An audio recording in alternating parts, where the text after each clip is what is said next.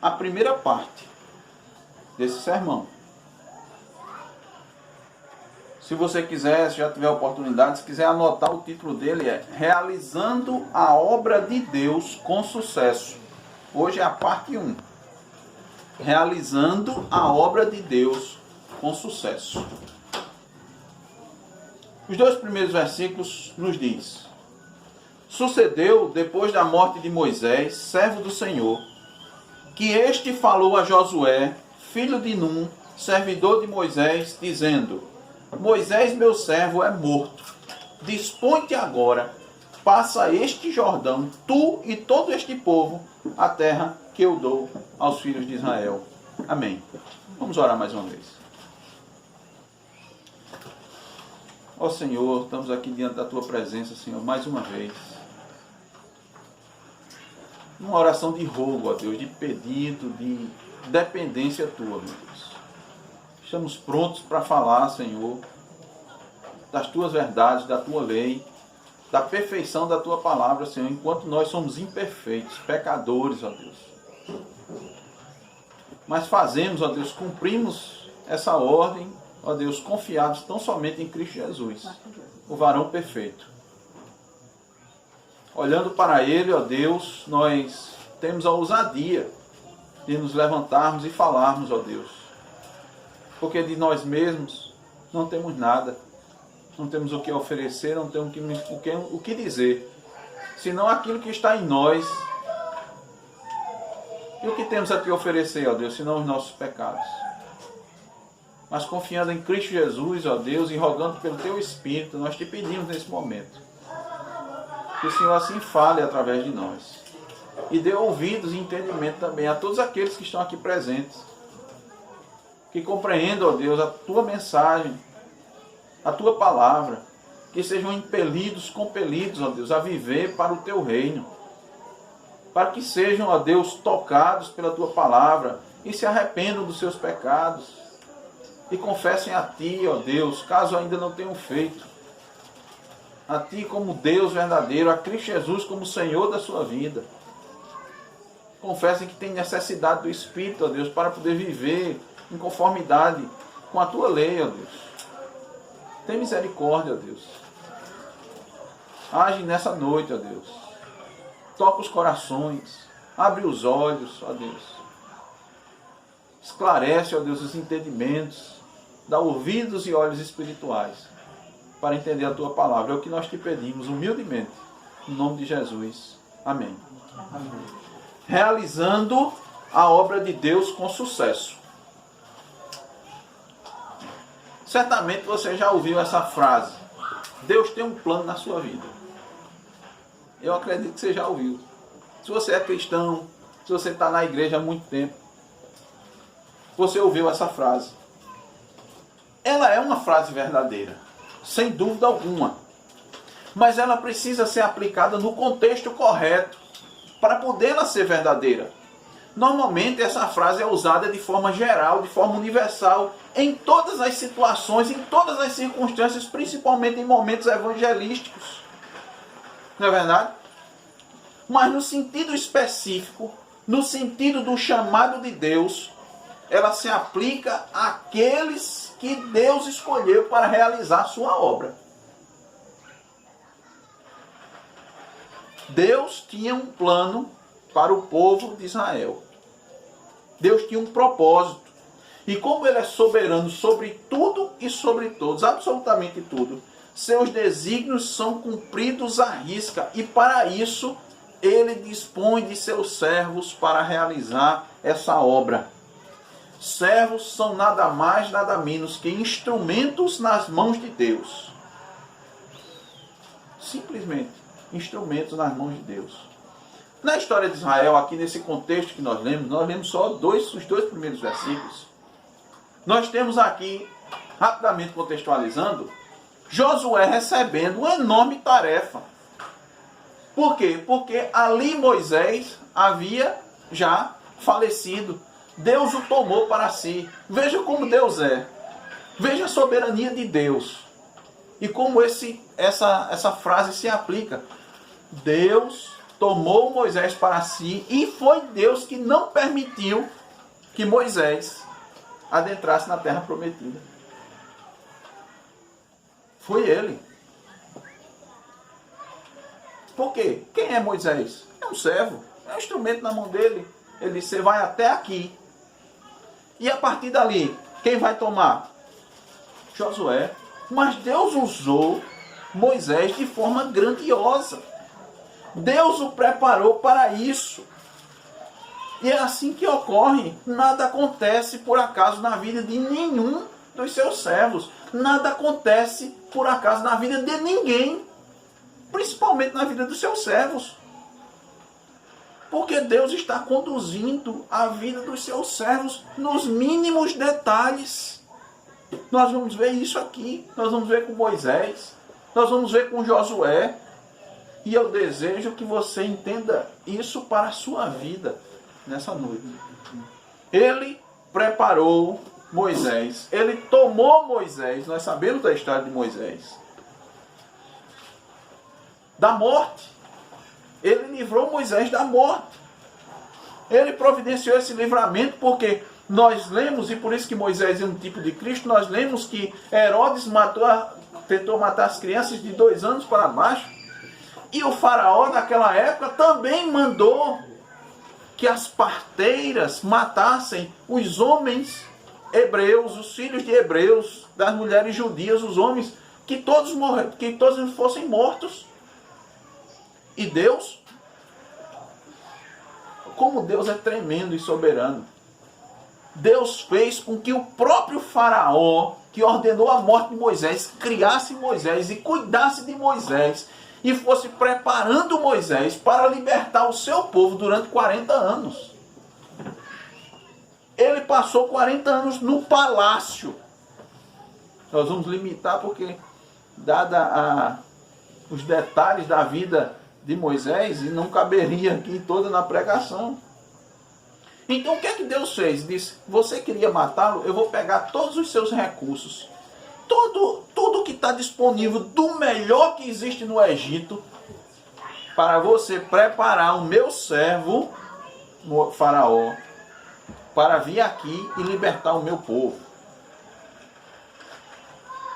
E assim foi. Moisés, desejando ser o libertador do povo, cometeu um crime, um assassinato.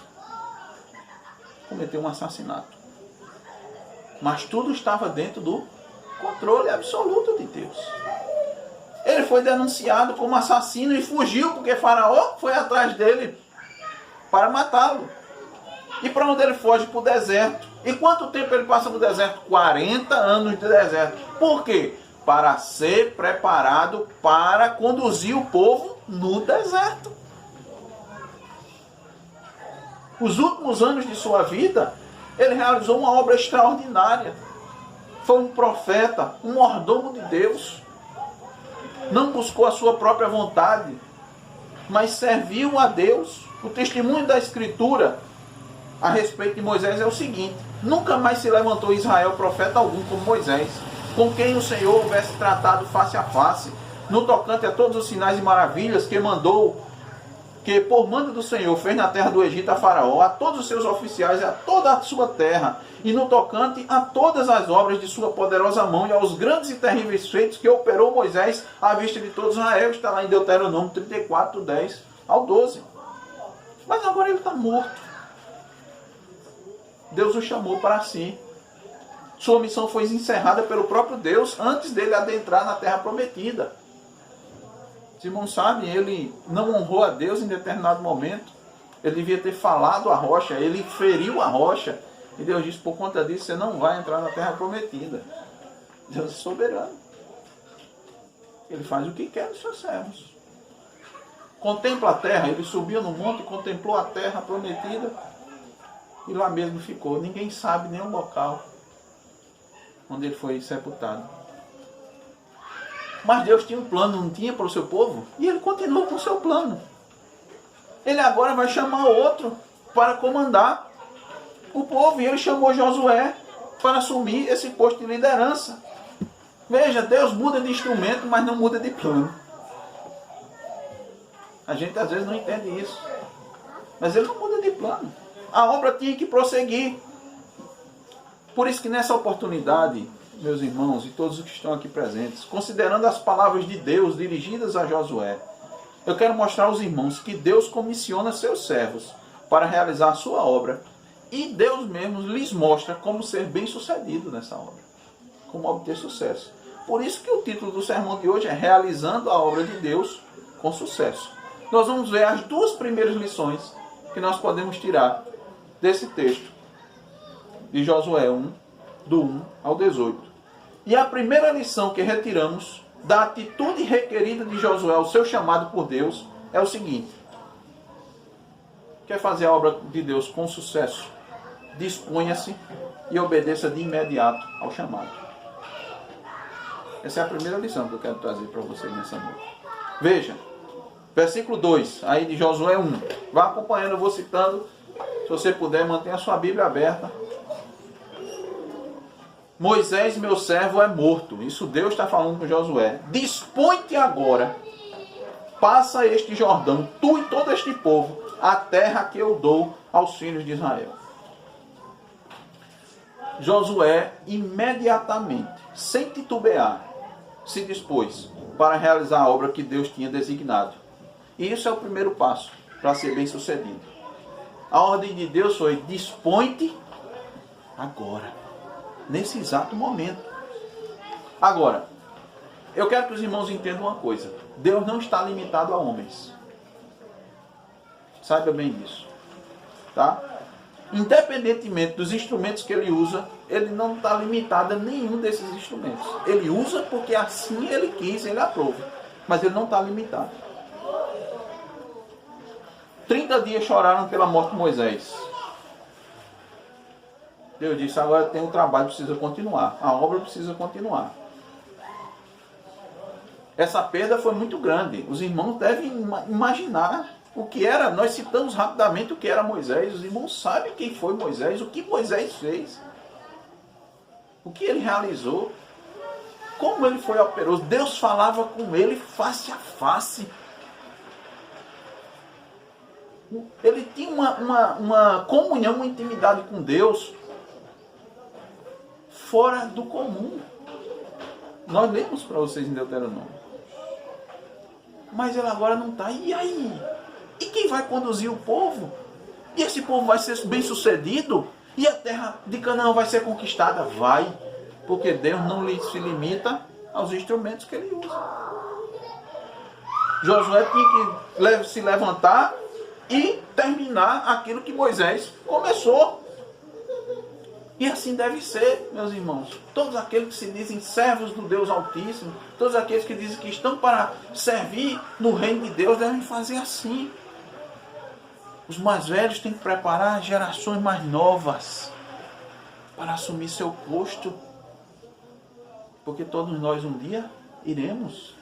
Mas a obra vai continuar até que Cristo volte. E os pequenos e os mais novos e os jovens precisam ser preparados para isso. É assim que é o reino de Deus. Depois da partida de uns, disposição de outros para continuar a obra. E ela vai ser continuada e vai ser realizada com sucesso com essa disposição. Deus, ouvindo o chamado de Deus, atendendo pelo chamado de Deus de forma imediata. Agora veja que coisa interessante. Josué foi chamado, mas Deus já estava preparando Josué para isso. Josué não sabia, mas Deus já estava fazendo isso. Os irmãos sabem, Josué era ministro de Moisés. Era um assistente imediato de Moisés. Deus estava trabalhando nele. Ele passou por todas as fases. Ele era imaturo. Chegou a um ponto de Josué querer reprimir alguns que estavam profetizando.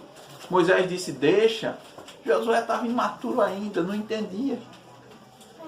Lá em Números 27, do 18 ao 23, diz assim: então o Senhor disse a Moisés: chame Josué, filho de Num, homem em quem está o Espírito, e impõe as mãos sobre ele. faça-o apresentar-se ao sacerdote Eleazar e a toda a comunidade e o comissione na presença deles.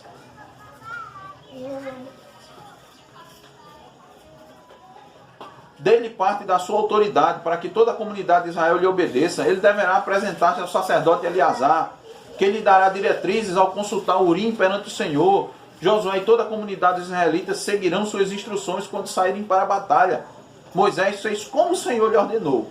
Chamou Josué e o apresentou ao sacerdote, e como o Senhor lhe ordenou, e chamou Josué e o apresentou ao sacerdote e a toda a comunidade, impôs as mãos sobre ele e o comissionou, tudo conforme o Senhor tinha dito por meio de Moisés. Deus ainda disse a Moisés, em Deuteronômio 31:14, eis que os teus dias são chegados. Antes que você morra, chame Moisés, chame Josué e o apresente diante da congregação. Josué já estava servindo. Deus já estava preparando Josué para essa grande obra. Por isso que Deus disse, Moisés está morto, a obra compete a você. Por isso que as mãos foram postas sobre a sua cabeça. Está lembrado? O que é que Josué fez? Se dispôs. Se dispôs. E obedeceu. Veja aí, versículos 10 e 11 de Josué 1. Então deu ordem Josué aos príncipes do povo, dizendo, passai pelo meio do arraial e ordenai ao povo, dizendo, provede-vos de comida, porque dentro de 3 dias passareis esse Jordão, para que entreis na terra que vos dá o Senhor vosso Deus, para a possuíres. Ele ouviu e disse, prepare o povo, prepare a comida, que nós vamos passar pelo Jordão. E eu vou lhe mostrar como é que estava o Jordão, para ser atravessado. Jordão era o rio Jordão. Josué fez. E assim nós devemos fazer. Cada um de nós. Por quê? Aí eu lhe digo. Aquela frase, lembra do começo? Aos servos de Deus, Deus tem um chamado. Aos servos de Deus, Deus tem um propósito na sua vida. Você não foi tirado das trevas para a maravilhosa luz para ficar sentado esquentando o banco. A gente fala banco de igreja, né? Mas pode ser banco, pode ser o sofá, pode ser a cadeira. Você não foi chamado para isso, não. Deus não tirou você das trevas para ser passivo no reino de Deus. Nenhum, nem ninguém. Em Efésios 4 nos diz que quando Jesus Cristo morreu e ressuscitou, Ele deu dons aos homens. Para fazer o quê? Para edificar a igreja. Para trabalhar pelo reino de Deus. Aí eu posso dizer, você servo de Deus, você verdadeiramente servo, você chamado por Deus. Deus tem um propósito na sua vida. E o que você tem para fazer? Se Ele tem um propósito, Ele quer que você realize a obra. E como é que você vai realizar a obra de Deus com sucesso? Disponha-se imediatamente. Deus vai lhe usar como instrumento. E Deus já tinha um propósito. Sabe quando é que Deus elaborou esse propósito para a sua vida? Na eternidade. O decreto de Deus é antes da fundação do mundo, é o que a Bíblia diz. Não é, irmão? É o que a Bíblia diz. Olha só. Lá em Isaías, o profeta Isaías 46:10 diz assim, que anuncia o fim desde o princípio e desde a antiguidade as coisas que ainda não sucederam, eu digo, o meu conselho será firme e farei toda a minha vontade. Desde a antiguidade eu digo o que vai acontecer. Isso é o quê? Decreto de Deus. E Deus querendo fazer, quem vai impedir? Ninguém vai impedir. E na sua providência Ele dispõe de todas as coisas. Isso inclui aqueles que Ele escolheu. Isso inclui toda a obra da criação. Isso inclui Ele conduzir a história da humanidade da forma que Ele quiser. Da maneira que Ele desejar.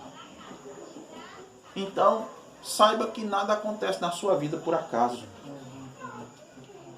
Você certamente não sabe por qual motivo que você passou por determinadas situações. Você não sabe porque isso ou aquilo lhe aconteceu. Mas nada estava, nem está fora do controle soberano de Deus. Se você é um servo verdadeiro de Deus, Deus está lhe conduzindo para usá-lo no momento certo. Deus foi lhe dando capacidades, habilidades, percepções, dons, talentos para um propósito que Ele mesmo determinou. Então, quando Deus lhe chamar, se disponha imediatamente.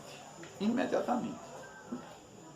E saiba que aquilo que você tem, e é exatamente tudo o que você tem, deve ser usado integralmente na obra de Deus. Seja o que for, deve ser para o reino de Deus. Porque a obra precisa ser realizada e vai ser realizada pelos seus servos. Por isso que Deus lhe deu as coisas. Não pense que Deus lhe deu as coisas para você mesmo. Para você crescer, para você subir, para você se destacar. Não. Se você de fato serve a Deus, o nome já está dizendo, você é um servo, você não é o Senhor da sua vida. Servo faz aquilo que o seu Senhor manda. Você não determina, quem determina é Deus. Se Deus não determinar, então Ele não é Deus sobre a sua vida. Se você determina as suas coisas, você é o Senhor da sua vida. Você não está determinando?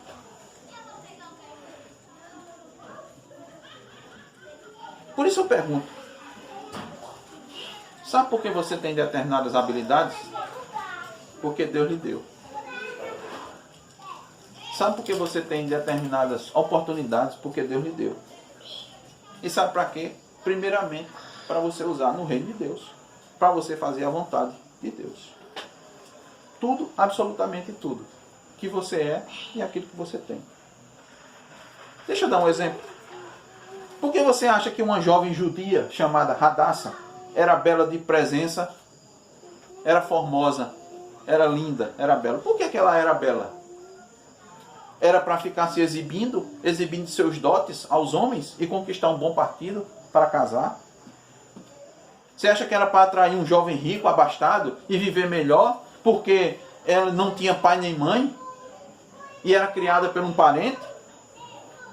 Ela era bela para ser paparicada e desejada, como muitos fazem nos nossos dias? Usam sua beleza para seduzir e atrair os homens? Não, foi não. Era porque Deus havia preparado um lugar para ela para substituir a rainha Vasti. Por isso que ela era bela daquele jeito. Por isso que Deus a tornou bela diante daqueles homens que cuidavam das mulheres, que encheu os olhos dela. Era para alcançar graça perante os olhos do eunuco e depois achar graça perante o rei Assuero. Mais do que todas as outras belíssimas jovens que estavam lá. Você imagina que não tinha jovem bela, não? Os filmes e algumas coisas assim dão uma noção vaga de como era naquela época que se escolhia uma mulher para ser rainha. Tinha que ser praticamente perfeita. Em tudo. Todos os requisitos. Esse concurso aqui de Miss Brasil não chega nem aos pés do concurso daquela época. Por que isso? Era porque ela tinha que adentrar em determinado momento na presença do rei, sem ser chamada e não morrer. Ela tinha que fazer isso porque ela ia rogar pelo seu povo, que estava sendo ameaçado pelo ímpio Amã. Por isso que ela foi bela. Por isso que ela achou graça diante do rei. Ela arriscou sua própria vida. Ela disse isso a Mordecai. Mordecai disse, que era o tio dela, né, era o parente que criou ela, disse, vá na presença do rei e rogue pelo seu povo. Ela disse, se eu até agora, faz 30 dias, mais ou menos, se eu não me engano, que eu não sou chamado na presença do rei, e você sabe que se alguém chegar na presença do rei e não for chamado, ele pode morrer. Quando ela chega, ela diz, peça o que você quiser, que eu lhe dou. Era por isso que ela estava ali. Por quê? Porque Deus tinha um propósito na vida dela, no reino dele. E Mordecai disse isso para ela. Quem sabe se não foi para um momento como este que você chegou à posição de rainha. Então é Esther 4,14. Depois você olha na sua Bíblia. E ela respondeu assim. Ela disse, vá reunir os judeus, declare um jejum, 3 dias e 3 noites. eu e as minhas criadas vamos jejuar e eu vou até a presença do rei. Se morrer, morri. É isso que Deus quer. Cristo disse: se você quiser vir após mim, negue-se a si mesmo, tome a sua cruz e siga-me. E ele disse: quem perder a sua vida por amor de mim, achará. Olha aqui o exemplo deste é um instrumento nas mãos de Deus. Deus tem uma obra a ser realizada e ele usa seus servos para realizar essa obra. Essa é a primeira lição. Para você ter sucesso na obra de Deus, para realizar a obra, o que é que você tem que fazer? Se dispor imediatamente. Em segundo lugar, segundo e último lugar, só temos duas lições hoje. Em primeiro é se dispor e obedecer imediato ao chamado. Em segundo lugar, é confiar na promessa de Deus e na sua providência. Josué 1, voltando para Josué 1, versículos de 2 a 5. Moisés, meu servo, é morto, dispõe-te agora para este Jordão, tu e todo este povo, a terra que eu dou aos filhos de Israel. Todo lugar que pisar a planta do vosso pé, vos tenho dado, como eu prometi a Moisés. Desde o deserto e o Líbano até o grande rio, o rio Eufrates, toda a terra dos heteus e até o mar grande, para o poente do sol será o vosso limite. Ninguém te poderá resistir todos os dias da tua vida, como fui com Moisés. Assim serei contigo, não te deixarei, nem te desampararei. Precisamos confiar na promessa de Deus e na sua providência. É claro que isso foi uma grande prova de fé para Josué. Por quê? Bom, tinha pelo menos mais de 600 mil homens para ele conduzir. Nós sabemos que naquela época se contava os homens de 20 anos para cima. Mas tinha crianças, né? Tinha os jovenzinhos, os adolescentes, tinha as mulheres, tinha idosos, que não eram contados. Então nós tínhamos certamente muito mais de 1 milhão de pessoas. Já imaginou para conduzir? Alguns calculam mais de 2 milhões. Agora veja o tamanho do desafio. Ele tinha que atravessar o Jordão. Ele tinha que percorrer e conquistar toda a terra de Canaã. Enfrentar todo tipo de dificuldade comandando esse povo. E as dificuldades eram o pecado do povo, a grande caminhada, as lutas, suas próprias lutas, seus temores internos. Não é à toa. Você vai ver no capítulo 1 quantas vezes o Senhor diz: esforça-te, tem fé, Josué, tem fé, Josué. O desafio era enorme.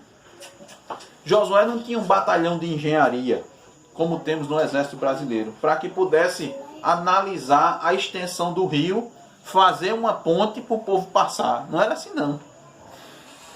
Porque normalmente é isso, né? O exército tem a divisão de engenharia, não tem? Ele abre o terreno para que a tropa avance. Mas Josué não tinha isso, não. Tinha um povo, tinha um bando de gente que estava sendo conduzido 40 anos no deserto. E olha lá. Por quê? Porque muitos tombaram. Daqueles que saíram do Egito, os homens que saíram do Egito. Dos homens que saíram do Egito, um homem com 20 anos para cima, só tinha 2. Josué e Caleb. O resto tombou. Eram muitos jovens que tinha ali. Muitos jovens. Né? Agora, como é que estava o Jordão?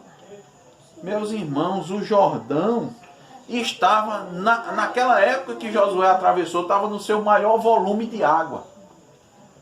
E agora me faz lembrar daquela enchente. Nós passamos pela ponte e nós nos lembramos ali da enchente. Tinha condições de alguém atravessar o rio daquela forma, na época da enchente aqui, quando a barragem estourou, tinha. Era a mesma coisa. Pra cá. Era a mesma coisa do povo atravessar o rio Jordão. Não tinha como.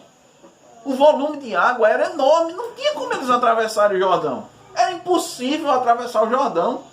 E Deus disse a Josué: passe com o povo pelo Jordão. Essa foi a ordem. Olha aqui, ó.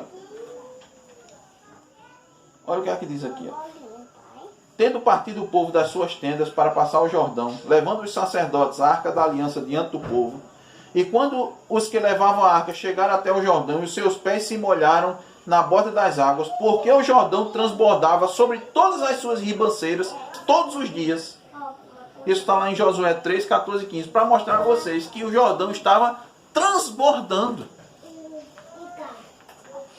Era a época da colheita. Como passar o Rio Jordão? Era impossível atravessar o Jordão. Humanamente falando, sim. Nenhuma probabilidade, nenhuma condição. Mas, meus irmãos, para realizar a obra de Deus, só pela fé, só com a confiança. Você não pode contar com sua habilidade. Você tem recursos? Tem. Você não pode contar só com ele, não. Deus vai usar de forma soberana. Mas primeiro você tem que crer na providência divina. Senão você não realiza a obra. Tem que ser por fé. A Bíblia diz, sem fé é impossível agradar a Deus. Sem fé é impossível realizar a obra de Deus. É impossível. Deus tem os seus planos.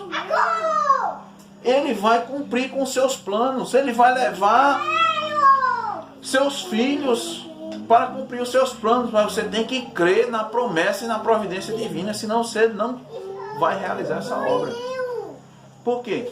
Porque as dificuldades sempre serão maiores e superiores a nós e a nossa capacidade. Foi assim que Deus fez. Livrou o seu povo da extinção. Entraram 70 pessoas no Egito. 70 almas entraram no Egito. E quantas saíram? Quantas saíram? Aquela que eu lhe disse. Mais de 1 milhão de pessoas. Mais de 1 milhão de pessoas. E como é que Deus fez isso? Tomou o mal que os irmãos de José queriam fazer a ele e transformou em bem. Foi assim que ele fez. Quando chegou lá, Faraó disse... Nós sabemos da história de José do Egito, né? Ele se tornou governador, fez o bem à terra. Faraó ficou podre de rico. O Egito ficou a nação mais poderosa, dominante daquela época. E quando a família de José veio, ele disse... Está aqui tudo perante vocês, o Egito perante vocês, o que tiver de melhor, fica aqui na terra de Gozem, que é o supra-sumo, vocês ficarem. E aí Deus multiplicou a providência de Deus. Nós vimos como Deus, citamos para os irmãos, como Deus livrou Moisés da extinção, jogando, a irmã dele botou ele num cestozinho calafetado, no rio, a filha de Faraó se banhava naquele rio, ela acompanhou tudo, a filha de Faraó se apaixonou pela criança e disse, quem vai criar? Aí Miriam disse, pode deixar que minha mãe cria. Providência. Você ia imaginar que Faraó, que mandou matar as crianças, ia tomar conta da criança? Providência. Providência. Deus prometeu e iria cumprir sua promessa. Os versos 3 e 4 dizem assim, todo lugar que pisar a planta do vosso pé, vos tenho dado, como eu prometi a Moisés. Eu prometi, eu vou dar. No meu tempo, da minha maneira, usando você como instrumento. A palavra que Deus deu a Josué é a seguinte, olha, eu já dei essa terra para você. Agora ela não foi conquistada, conquiste, mas ela já é de vocês. Já é de vocês. Então Josué agiu como se a terra já estivesse nas suas mãos. Por quê? Porque ele creu na promessa, ele creu na sua providência. Josué sabia da sua condição. Josué sabia das limitações, mas ele creu nas promessas. Por isso que ele foi bem sucedido.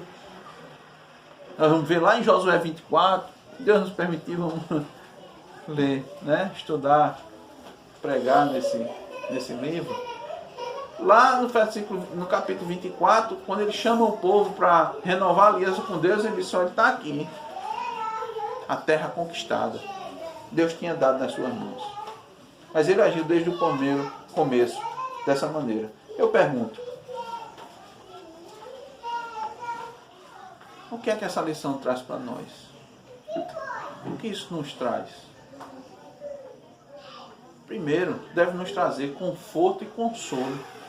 Por quê? Porque o nosso Deus, como nós dissemos, não muda. O Deus que prometeu e conquistou a terra, Josué conquistou a terra, é o mesmo Deus. de hoje que está aqui conosco. Ele não muda. O Deus que age hoje na igreja é o Deus que falou face a face com Moisés. O mesmo que comissionou e encorajou Josué.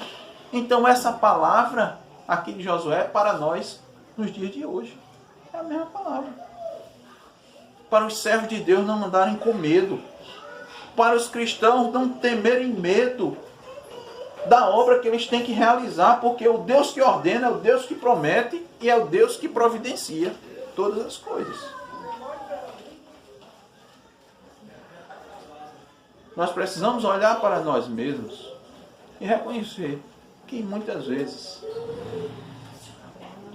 nós somos incrédulos, agimos com incredulidade. Mas essa palavra deve nos estimular. Por quê? Porque muitas vezes nós nos concentramos nas dificuldades. Se Josué fosse olhar para os velhos, para as crianças pequenas, para os doentes e para os fracos, como é que ele ia atravessar o Jordão? Não iria, de forma nenhuma. Precisamos lembrar dos grandes feitos do Senhor. O que precisamos é considerar a presença do Senhor. Ele prometeu, Ele vai cumprir. Quando estamos trabalhando na obra, Deus está do nosso lado. E essa é a maior garantia para nós. A batalha vai acontecer, a luta vai acontecer. Nós temos que nos lembrar que Deus será por nós sempre que nós estivermos realizando a sua obra. Sempre que Deus estivermos fazendo a sua vontade. Nós precisamos nos dispor ao seu chamado e confiar na sua promessa. Eu concluo o sermão de hoje dizendo que a promessa que temos no final do versículo 5, de que Deus não irá deixar nem desamparar Josué, Ele também não vai fazer isso conosco. Não vai fazer isso conosco. Há uma obra a ser feita, meus irmãos. Deus nos chamou para essa obra. Deus nos comissionou. Não somos de nós mesmos. Nós não vivemos para nós mesmos. Deus nos deu vida e mudou a nossa cidadania. Nós não somos mais cidadãos da terra. Nós somos cidadãos dos céus. Agora, nós não lutamos mais pelo reino terreno. Nós lutamos pelo reino celestial. Essa é a obra que Ele tem para nós. Essa é a obra que Ele tem para nós. Uma vida de luta. Primeiro, de luta contra o nosso pecado. Contra a inclinação da nossa carne. Uma luta para conquistar almas para o reino. Uma luta contra o inimigo das nossas almas. Porque nós não lutamos contra a carne, nem contra o sangue. Nossa batalha não é corporal, é espiritual. Para que você realize a obra. E com sucesso. Lembre-se, disponha-se e obedeça de imediato ao chamado de Deus. E confie na promessa de Deus e na sua providência. Que Deus nos abençoe. Amém. Vamos orar. E com uma oração final nós encerramos o culto dessa noite.